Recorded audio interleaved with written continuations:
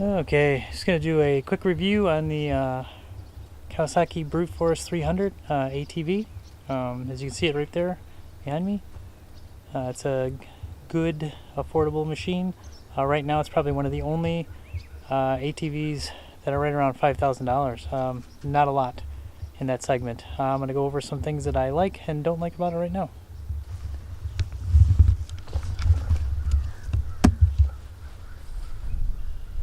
One of the positives on this is, besides the price, is that it does have the backup pull start right there.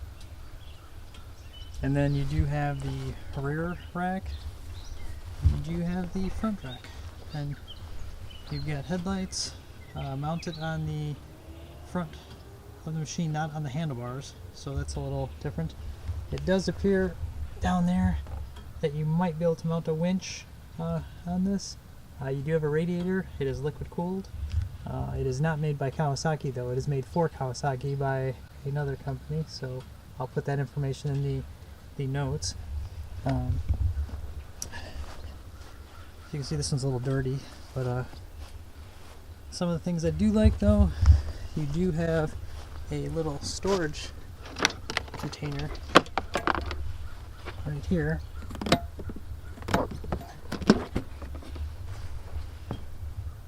As you can see, I got spare hitch pins, I think some tool kits in there.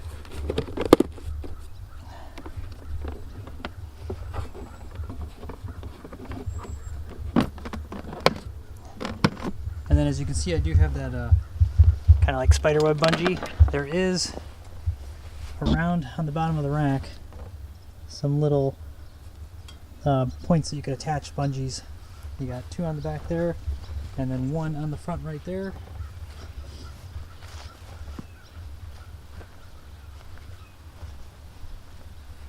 Ooh, look at that.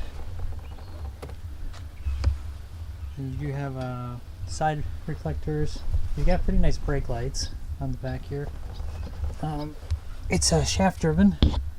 That's a positive. You do have some interesting little rear differential breather. There's another breather up front, disc brakes, decent tires.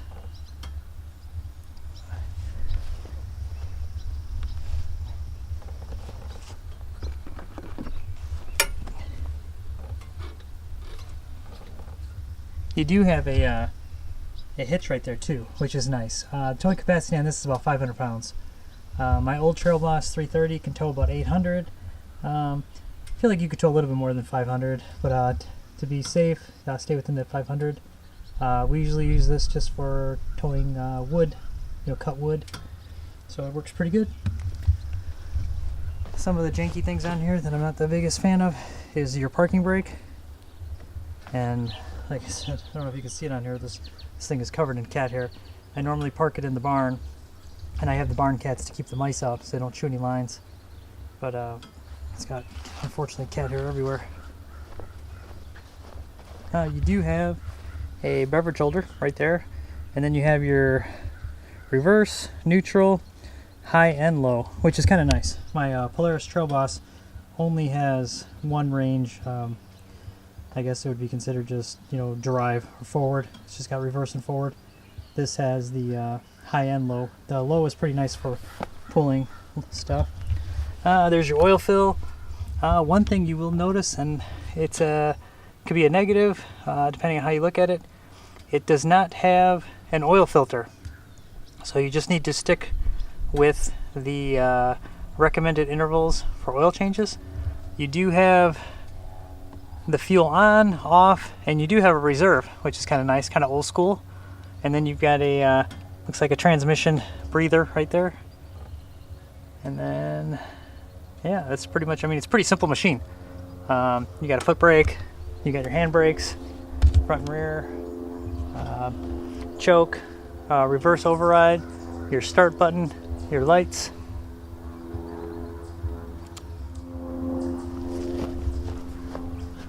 You can't really see them too good right now, but they are on.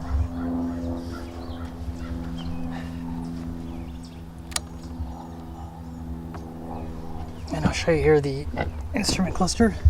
So you can see the lights are on. Now lights are off. You've got the speedometer. This thing's got pretty low miles. Doesn't get used too much. And that's pretty much it. Hopefully this was helpful. These are good, affordable machines. Like I said, just to show you really quick, what we've also got over here. We've got the Polaris Ranger 500, and you know, this has four-wheel drive, cab on it, all the bells and whistles.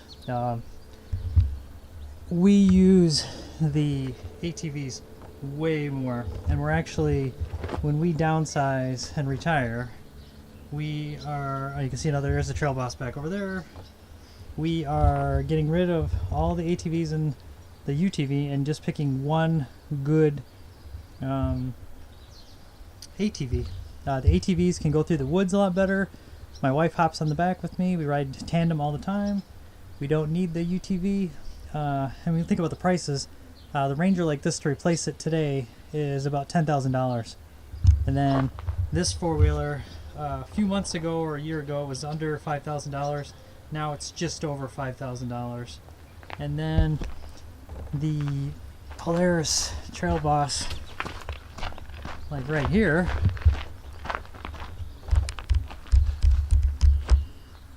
Polaris trailboss like this one, these you can get for like $1,000. And this is a 330. It's tows 800 pounds. I mean, this thing's been beat up pretty good, but it works really good. Starts right up. It's been sitting out here all day, just to give you an idea of the quality. There we go. These things run forever. But as you can see on here, okay, it's just high and reverse. High, neutral, reverse.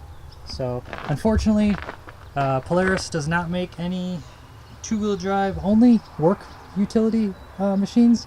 They make overpriced four-wheel drive big machines that are I think starting at $10,000. One thing of Polaris, the old trail buses, you do have an oil filter, and then you have the backup pull start. This one is oil cooled. It's got some leaks in there, but you know, but like I said, these can be had really cheap. The only thing that I've had to change on this thing, I had to rebuild the carburetor, and one of the sprockets, drive sprocket, was worn out. Other than that, it was a good machine.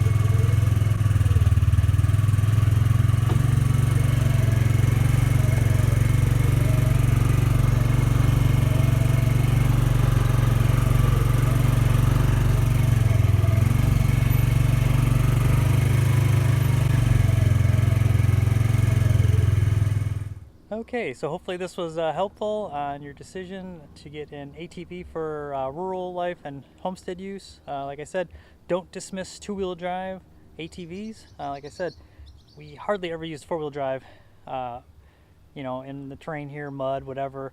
You know, when you go through mud, these things are so light that you can just give it some more gas and they float right through it. So the savings for a two-wheel drive machine is well worth, you know, versus spending, you know, $10,000 for an ATV when you're just going to use it to, you know, get around the homestead, carry a chainsaw, carry some toolbox, check the animals. I mean, it's just, they're so handy. And like I said, we use the ATVs all the time. The Ranger I keep locked up in the barn. I got to go, you know, deal with the cats, whatever. The four-wheelers I usually just leave outside, the keys in them. Nobody's ever taken them in this area, so it's way more handy when it's there, right there for you to use. And like I said, the two-wheel drive ones are just great. You could get 2 of those Kawasaki Brute Force 300s for the price of a Ranger right now, and you know, it's way more utility. or you can get, you know, a fleet of the old Polaris two-wheel drive trail bosses, which just will run forever. Hopefully this was helpful. If you enjoy the videos, like I said, hit like and subscribe, and hopefully some of these videos and some of this information is helpful. Thanks again. Bye.